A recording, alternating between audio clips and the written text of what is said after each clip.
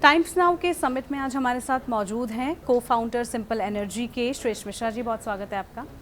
तो आज हम इनसे जानेंगे कि सिंपल एनर्जी के साथ कैसे इन्होंने शुरुआत की इलेक्ट्रिक स्कूटर्स की और कैसे ये कंपनी जो है बूम कर रही है।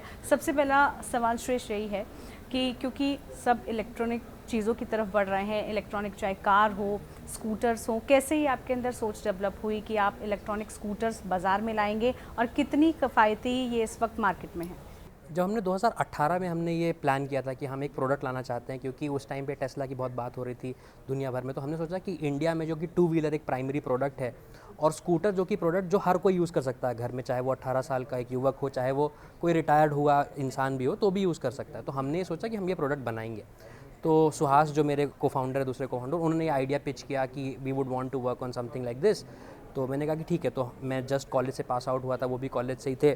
तो हमारे पास जो भी सेविंग्स थी हमने पूल इन करके पहला प्रोटोटाइप बनाया और हम बहुत लकी थे, हम कहेंगे कि हमारे साथ जो लोग थे, हमारी जो टीम थी, सब कॉलेज से आए थे, सब कॉलेज से निकले थे, सब ने मिल के फिर इस कंपनी को खड़ा किया। और हमारे पास आज 2 प्रोडक्ट हैं जो रोड पे हैं आज, जो कि ऑलमोस्ट 14 से 15 लाख किलोमीटर कवर कर चुके हैं हमारे प्रोडक्ट्स, जितने भी कस्टमर्स यूज़ कर रहे हैं आज। मतलब जैसे अपने यूथ का जिक्र किया, यूथ आपसे सबसे जल्दी कनेक्ट हुआ। अब एक आम आदमी हमेशा ये सोचता है, क्योंकि रेंज के बाहर हो जाती है कई बार, इतनी इजीली लोग इसको आम आदमी नहीं खरीद पा रहा है। तो आम आदमी की पहुंच तक, गांव देहात तक इलेक्ट्रॉनिक कार्स, इलेक्ट्रॉनिक स्कूटर्स कब पहुंच पाएंगे? जो आम आदमी का सपना है कि भाई हमारे पास भी हो, वो कब पॉसिबल हो पाएगा? जी, अगर आज की बात करें, आज भी बहुत ज़्यादा डिफरेंस नहीं है बचा। मतलब जब हमने स्टार्ट किया था तब से अगर कंपेयर करें पिछले कोविड के बाद से जो 4 या 5 साल रहे हैं, उसमें प्राइस अच्छा खासा कम हुआ है मार्केट में। अगर मैं कंपेयर करूं आईसी इंजन स्कूटर से, तो अराउंड 20% का ही प्राइस डिफरेंस रह गया है। क्योंकि एज वी स्केल, जैसे वॉल्यूम बढ़ता है, जैसे मैन्युफैक्चरर भी वॉल्यूम अपना बढ़ाते हैं, तो इकोनॉमीज़ ऑफ स्केल आता है और उसकी वजह से प्राइस और कम होता है कस्टमर्स के लिए भी। तो उस पर ही फोकस है। और जैसे कि अब सिर्फ 20% का डिफरेंस रह गया है, आने वाले 6 से 8 महीने और या 12 महीने में आपको सेम प्राइस पे ही इलेक्ट्रिक स्कूटर्स और IC engine scooters same price पे मिलेंगे। बट क्योंकि उसका फ़ायदा ज़्यादा होता है कस्टमर्स को इन टर्म्स ऑफ पैसे बचाने में, क्योंकि आपका सर्विस कॉस्ट कम होता है, पेट्रोल का कॉस्ट बचता है और सारी चीज़ें बचती हैं। बिल्कुल, जैसे आपने कहा फ़ायदे काफ़ी हैं, इसलिए धीरे धीरे रेंज में भी आ जाएगी। जब हम फ़ायदों की बात करें तो ईवीज़ जो हैं कैसे, चाहे पर्यावरण की बात हो या फिर आपने कहा किफ़ायती हैं और पोल्यूशन इनसे नहीं जनरेट होता है, इतना साउंड प्रूफ है काफ़ी। तो क्या लग रहा है आपको कि आने वाला भविष्य कितना कारगर है इसका, भारत के अगर मैं लिहाज से बात करूँ? जी, अगर भारत के लिहाज से देखा जाए तो आज भी हम ऑलमोस्ट इलेक्ट्रिक व्हीकल का मार्केट टू व्हीलर का 20% के हिसाब से ग्रो कर रहा है ईयर ऑन ईयर। तो जो कि अच्छा नंबर है जी। इंडिया में जहाँ पे 150 करोड़ की पॉपुलेशन है और हमारी जैसे भी परचेजिंग पावर बढ़ रही है, हम सबसे तेज़ बढ़ने वाली अर्थव्यवस्था हैं आज भी। तो जैसे जैसे अर्थव्यवस्था हमारी और बढ़ेगी, लोगों की परचेजिंग पावर और बढ़ेगी। और इंडिया में पहला व्हीकल या प्राइमरी व्हीकल जिसको हम कहते हैं, वो टू व्हीलर ही होता है सबसे पहले। चाहे वो कॉलेज जाने वाला कोई युवक हो या कोई पहली जॉब करता है, तो पहले टू व्हीलर ही लेता है। तो आई थिंक इलेक्ट्रिक व्हीकल के जो फ़ायदे हैं, अपार्ट फ्रॉम जो इन्वायरमेंटल फ़ायदे हैं, उसके अलावा जो आपका कॉस्ट बचता है, सर्विस से आपको कम टाइम स्पेंड करना पड़ता है सर्विस में, और प्लस आपको एडिशनल फीचर्स मिलते हैं। जबकि अगर आप फ़ोन भी लेते हो, तो अगर आप नया फ़ोन खरीदने जाते हो तो आप एग्जिस्टिंग फ़ोन से बेटर चाहते हो, बिल्कुल, वैल्यू प्रोपोजिशन बेटर हो। मिले, तो वैल्यू प्रोपोजिशन बेटर ही होता जा रहा है इलेक्ट्रिक व्हीकल के अगर संदर्भ में बात करें हम। कुछ समस्याएं अभी भी हैं, जैसे चार्जिंग की बात करें, नितिन गडकरी जी भी आए थे, उन्होंने भी कहा था कि कई लोगों ने यही सवाल पूछा कि जब ये चार्ज खत्म हो जाएगा तो धक्का लगाने क्या आप पाएंगे? तो वो जो चार्जिंग अभी उतनी फैसिलिटी नहीं है, क्या लग रहा है आपको इसको थोड़ा और बढ़ाने की ज़रूरत है? टू व्हीलर्स की अगर बात की जाए तो लोग ज़्यादातर घर पे ही चार्ज करते हैं। अगर हम जो हमारे प्रोडक्ट्स भी रोड पे हैं, तो हमें एज सच कोई प्रॉब्लम नहीं फेस करनी पड़ी कि फास्ट चार्जर अवेलेबल हो पब्लिक में। बट हाँ, अगर रहता है तो लोगों के लिए एक सहूलियत बढ़ जाती है, एक ऑप्शन मिल जाता है कि अगर मान लीजिए कहीं कोई मन में जो शंका रहती है कि अगर कहीं मान लीजिए गाड़ी बंद हो जाती है तो हम चार्ज कर सकते हैं वहाँ पे। परंतु ऐसा कुछ मैंने देखा नहीं है कि कस्टमर्स में ऐसा हो कि टू व्हीलर्स कहीं किसी की बंद हो गई हो, धक्का लगाना पड़ा हो, या ऐसा किसी को पेट्रोल प्रॉब्लम में फेस की धक्का हो। लगाने की आवश्यकता हो जाती है, ईवीज़ में नहीं है। अच्छा श्रेष्ठ, अगर हम बात करें गवर्नमेंट कितनी इसमें आपको मदद करती है, क्योंकि सरकार भी अब लगातार चाह रही है कि भाई इको फ्रेंडली सिस्टम हमारा रहे, पर्यावरण अच्छा रहे, प्रदूषण जितना फैल रहा है उससे निजात मिले, तो उसमें वाहनों का बहुत बड़ा रोल रहता है।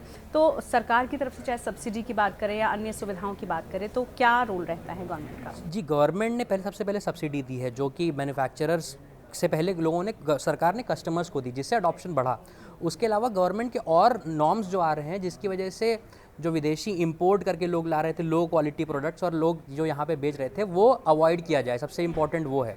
उससे क्या होता है कि जो प्रोडक्ट्स, जैसे कि आपने पहले भी देखा है कि कई सारे व्हीकल्स में आग लग गई या कुछ इशू आ गया या कंपनीज़ की जो प्रॉब्लम हुई, वो नहीं होना चाहिए, क्योंकि उससे कस्टमर का जो कॉन्फिडेंस होता है, जो मनोबल होता है, वो टूटता है, वो नहीं होना चाहिए। क्योंकि कोई भी नया प्रोडक्ट आ रहा है, टेक्नोलॉजी इवॉल्व होने में टाइम लगती है, and specially with the prime ministers vision of make in India, उस पर फोकस सबसे ज़्यादा गवर्नमेंट ने किया है।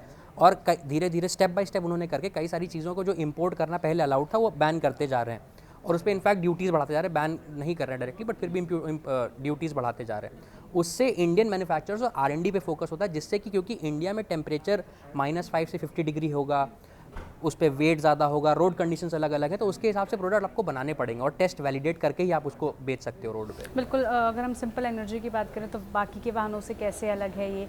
क्या इसमें और वैरायटी है? कैसे हम मार्केट में, क्योंकि बहुत सारे ऑप्शंस हैं, तो अदर ऑप्शंस के अकॉर्डिंग क्या जो है आपको अलग करता है? जी, हमने सिंपल जब सोचा था तो हमारे प्रॉब्लम स्टेटमेंट 3 थे। पहला था कि जो आपका रेंज एंग्जाइटी सबसे बड़ी प्रॉब्लम थी कि रेंज कितना देगी, कितना नहीं देगी। तो हमने जब रेंज बनाया तो हमने 200 किलोमीटर प्लस रेंज पे फोकस करके प्रोडक्ट डेवलप किया। दूसरा था परफॉर्मेंस और रेंज को एक प्रोडक्ट में लेके आ पाना, एक बहुत ही टफ टास्क होता है। अगर आप IC इंजन में भी देखोगे तो हमने उसको क्या किया कि आपको एक्सेलरेशन भी अच्छा मिले, टॉप स्पीड भी अच्छी मिले, रेंज भी अच्छी मिले।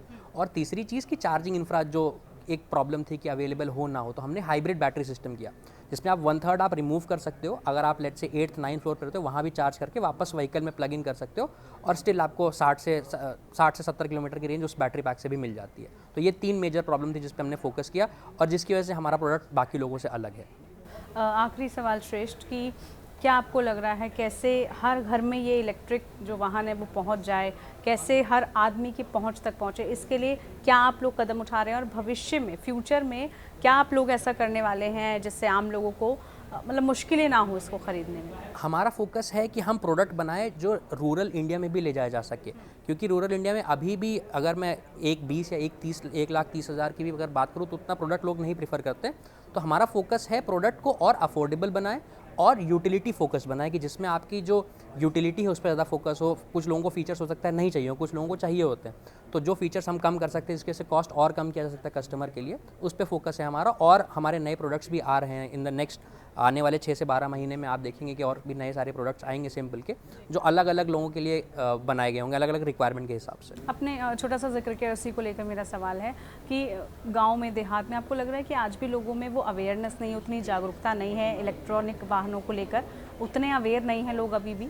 जी हाँ, ये एक बात है कि अभी भी गाँव, अगर मैं गांव या देहात की बात करूं जिसको हम कहते हैं, वहाँ पे अभी भी उतना वो नहीं पहुँच पाया, क्योंकि वहाँ पे सोशल मीडिया अब पहुँचा। और सोशल मीडिया मार्केटिंग, बिकॉज आपको मार्केटिंग में अच्छा खासा स्पेंड करना पड़ता है। IC इंजन मार्केट की अगर बात करें जो डेवलप हुआ है पिछले 40-50 सालों में, आप उतना एक्सपेक्ट नहीं कर सकते कि उतना पेनिट्रेशन EV का भी हो जाए या मार्केट बिल्ड हो जाए। बट हाँ, 40-50 साल जो उनको लगा है, प्रॉबेबली यहाँ 10 या 12 साल में ही वो पूरा हो जाएगा, और वहाँ तक भी प्रोडक्ट्स आपको देखने मिलेंगे। चलिए, बहुत शुक्रिया श्रेष्ठ आपका, टाइम्स नाउ ड्राइव में आप आए और अपना वक्त दिया। उम्मीद करते हैं कि अब हर जगह जो इलेक्ट्रॉनिक वाहन है वो दिखेंगे, और बहुत जल्द हर किसी की रेंज में, हर किसी के पास इतने जो है सस्ते हो जाएंगे कि सब इसको अफोर्ड कर सकें। फिलहाल के लिए शुक्रिया।